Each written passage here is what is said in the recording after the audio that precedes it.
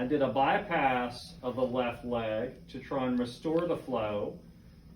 Unfortunately, his foot still died from that because when that clot process behind the knee happens, it showers clot to all the small pipes between the ankle and the foot that I could not fix.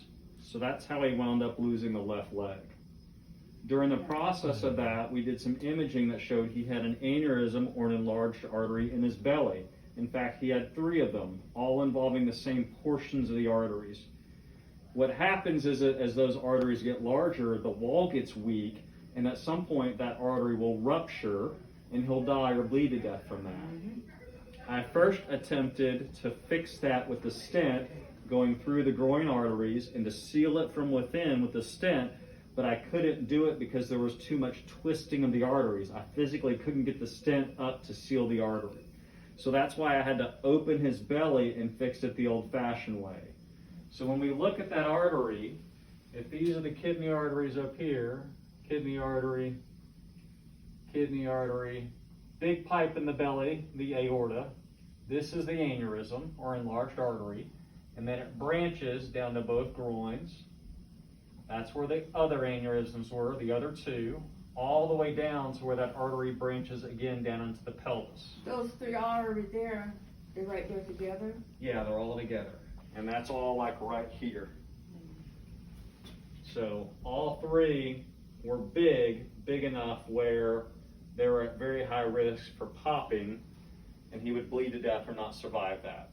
So that's why I had to reconstruct that. Is that why you keep going in? Getting there.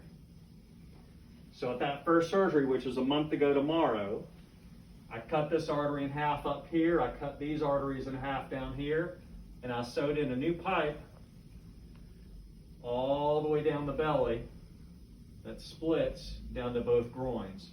I also had to do another bypass to this artery down into the pelvis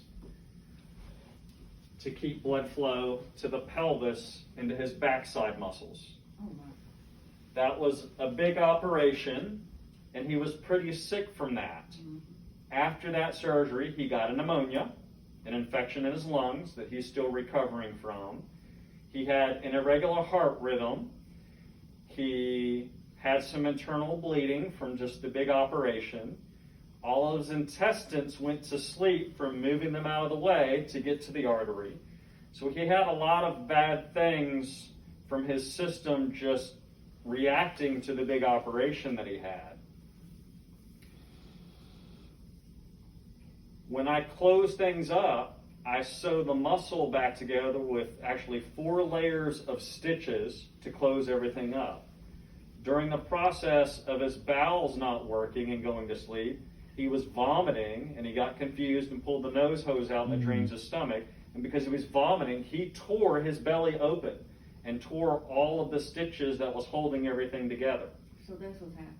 So that was 3 weeks ago when I took him back to the operating room and the general surgeons put his belly back together, and that's why he still has this large open wound in the belly.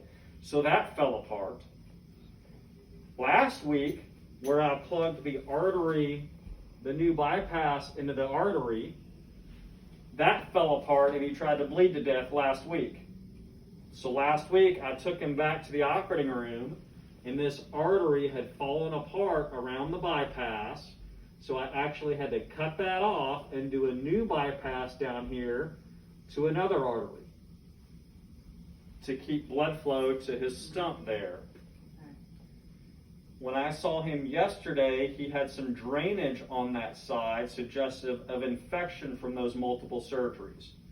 Now, when you have infection underneath the skin and you've got plastic bypass in here, that's a bad combination. Because if that bypass gets infected, that will be life-threatening to him at some point down the road. He'll never be able to clear that infection with antibiotics. And the only way to fix that is to cut all of that out and to reconstruct it in some other fashion. With like a bypass from the arm artery down to both groins, or to reconstruct all of this with something else that's not plastic. That's a big operation that only a few vascular surgeons in the whole country do. It's a fairly rare problem, but I'm trying to prevent that by taking him to the operating room today to clean out whatever's infected in the groin. I think he's probably bled in that space or has a hematoma, some old clotted blood in there. I want to clean that up. Mm-hmm. And then I want to take a strip of muscle from his thigh that he's not using and cover over all of that plastic in there to try and reduce the risk that it's going to get infected down the road. Mm-hmm. So that's why we're going to the operating room today. Of all the things that I've put him through to try and fix his arteries, this is fairly minor. And if this doesn't work, That's a much bigger problem that we're going to have to face down the road. That's a long-term problem, not a short-term his problem. body has been through so much trauma. I agree with that, and believe me, I'm not excited about operating on him again. But if we don't, then undoubtedly this bypass will get infected, and that will be a life-ending event for him. He won't survive that. At some point, that infection will get out of that graft and will kill him. So everything I'm doing today is a necessity. And I was hopeful that when I saw him 2 days ago that we were getting ready to work on getting him out of the hospital to a rehab center to work on his strength and energy and balance, to work on a transition to getting him back home. But the fact that when I took the dressing off, there was looked like old clotted blood and potential infection there, the right thing to do was to go and clean that out and move muscle over to try and save that bypass. Okay? That's a good question. I hope we don't ever come to that, but we may. While he's asleep, the general surgeons are going to do some work on this incision that's fallen apart here in the belly. So we're getting. Why is it falling apart? Is that come from? That's part of him. Girlfriend? It's part of just him, of being a bigger guy with lots of medical problems in his age and everything that he's been through. I've been doing this operation I've been in practice for 12 years. I was in training for 7 before that. So I've been doing this operation for 19 years. So y'all gonna clean them up some today? And I do Good. not quite one a month, but pretty close. We do a fair number of these operations. And I've never had one fall apart like his. He's just been very difficult to get things healed. But he's also been very resilient, given that he's had all these problems and he's come through these problems. Because any one of those problems probably could have killed somebody else. The pneumonia alone, or the irregular heart rhythm alone, or the abdominal wound falling apart. He's strong. He's had just about every bad thing that you can have happen after a big operation, and yet he's still here kicking. Mm-hmm. I don't think today's surgery is going to take very long. Hopefully between 1 and 2 hours. Clean things up, take this muscle, move it over, cover that area up, probably put a temporary dressing on it, and the whole goal is to clean that area up and reduce the risk of future infection.